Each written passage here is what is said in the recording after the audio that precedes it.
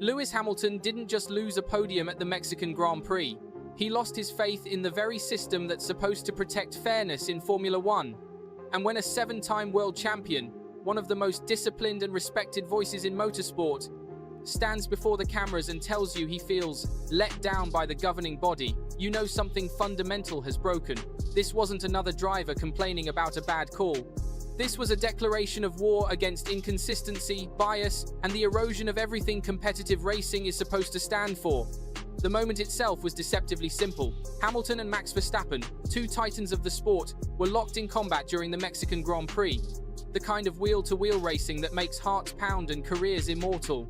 Hamilton, finally finding rhythm in his Ferrari SF25 after a brutal season of adjustment, looked fierce, composed, electric. His qualifying lap had been brilliant, his race start confident. For the first time in Ferrari red, he seemed to have found that perfect harmony between man and machine that had defined his Mercedes years.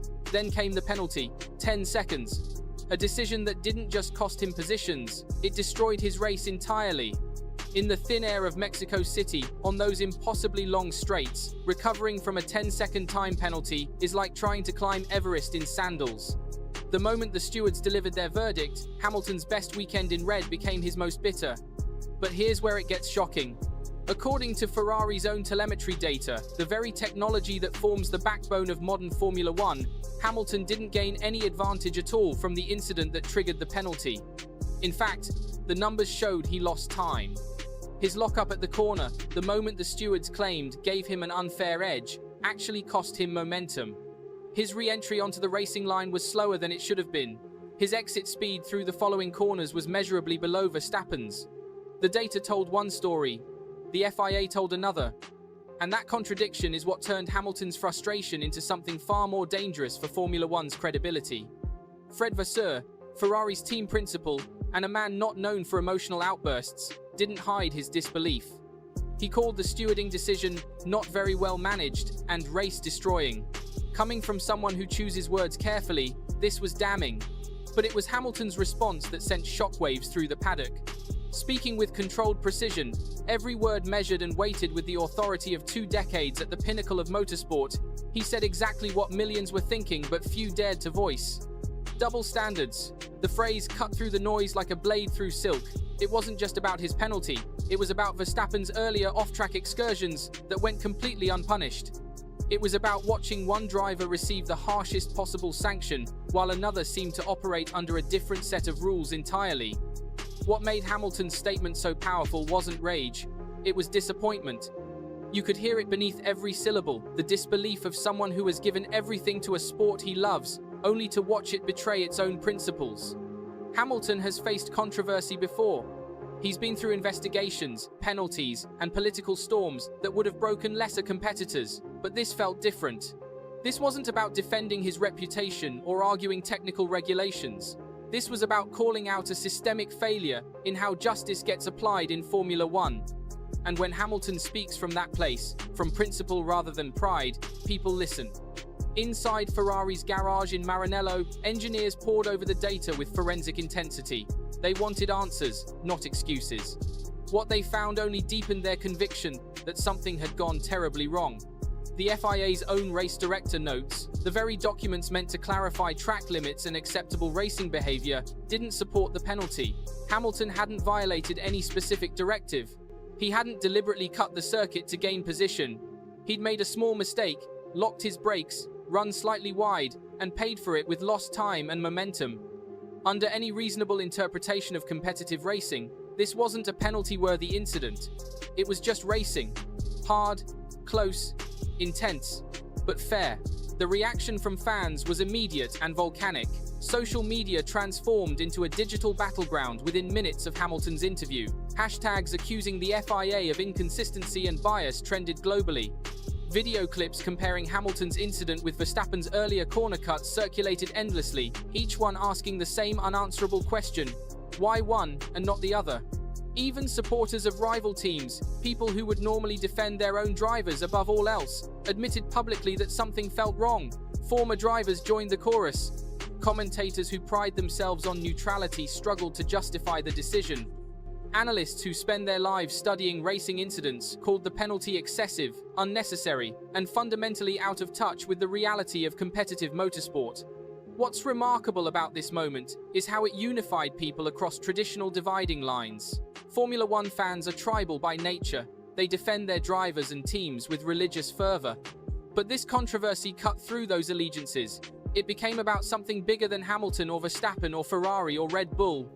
It became about whether the sport itself could be trusted to apply its own rules fairly and consistently.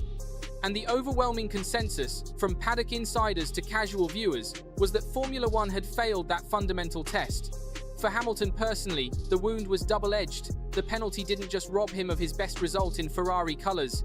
It also reopened questions that have haunted parts of his career, uncomfortable patterns of how certain decisions seem to break along predictable lines.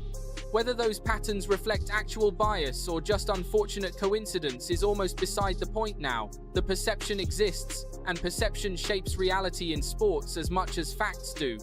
Hamilton's willingness to name that perception publicly, to risk censure from the FIA and potential political blowback, shows how deeply this incident cut. Behind closed doors, conversations between Ferrari and the FIA have reportedly continued, not in pursuit of overturning the penalty, which is almost impossible under current regulations, but to establish accountability and clarity for the future.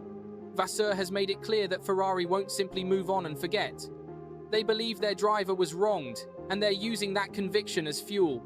In Maranello, where Ferrari's racing legacy burns with an almost religious intensity, this kind of perceived injustice doesn't fade quietly. It becomes motivation, weaponized frustration that powers everything, from car development to race strategy to political maneuvering within the sport's governance structures. Hamilton himself has publicly moved forward because that's what champions do. They absorb the blow, process the pain, and focus on the next battle. But make no mistake, this one hurt. For a driver who has built his entire career on discipline, preparation, and controlling every controllable variable, being undone by a stewarding decision that even neutral observers struggle to justify is a special kind of agony. It's the feeling of playing perfectly and losing anyway, of being judged by standards that seem to shift depending on who's being judged. What makes this controversy particularly significant is its timing. Formula One is experiencing unprecedented global growth. New markets, younger audiences, massive media deals, and technological innovation are transforming the sport into something bigger than it's ever been. But with that growth comes heightened scrutiny. Modern fans have access to telemetry data, onboard cameras, and instant replay from multiple angles. They can analyze incidents with near-professional precision. When the FIA makes a decision that contradicts what millions of people can see with their own eyes, backed by data that doesn't support the official narrative, trust erodes. And trust, once lost, is devastatingly hard to rebuild. Hamilton's bombshell wasn't just about venting frustration. It was a calculated statement from someone who understands his platform and the weight his words carry. By directly challenging the FIA's consistency and fairness, he forced Formula One into a conversation it would rather avoid. Questions about stewarding competence, regulatory clarity, and equal application of rules are now unavoidable. They exist in the public consciousness because Hamilton made sure they couldn't be ignored. And that's what makes his statement genuinely dangerous to the status quo. The shockwaves from Hamilton's statement haven't just rippled through social media and television studios. They've collided with something far more consequential, a legal earthquake that began unfolding in London's Royal Courts of Justice just days before Hamilton took the microphone in Mexico. On the 30th of October 2025, Felipe Massa walked into that historic courtroom carrying evidence, legal arguments, and 17 years of accumulated frustration to launch a lawsuit that could fundamentally rewrite Formula One history. And the timing couldn't be more devastating for the FIA's credibility. Massa isn't pursuing some minor grievance or technicality. He's demanding $90 million in damages from the FIA, Bernie Ecclestone, and Formula One management, claiming they deliberately suppressed evidence and failed to investigate what became known as Crashgate. The 2008 Singapore Grand Prix, Formula One's inaugural night race, where Nelson Piquet Jr. intentionally crashed his Renault to trigger a safety car that handed victory to his teammate Fernando Alonso. That manufactured result created a cascade of championship consequences that ended with Massa losing the world title to Lewis Hamilton by a single point. 1 point, the narrowest margin imaginable. decided in the final corner of the final race of the season. And Massa believes, with legal representation backing him, that the FIA knew about the manipulation and chose silence over justice.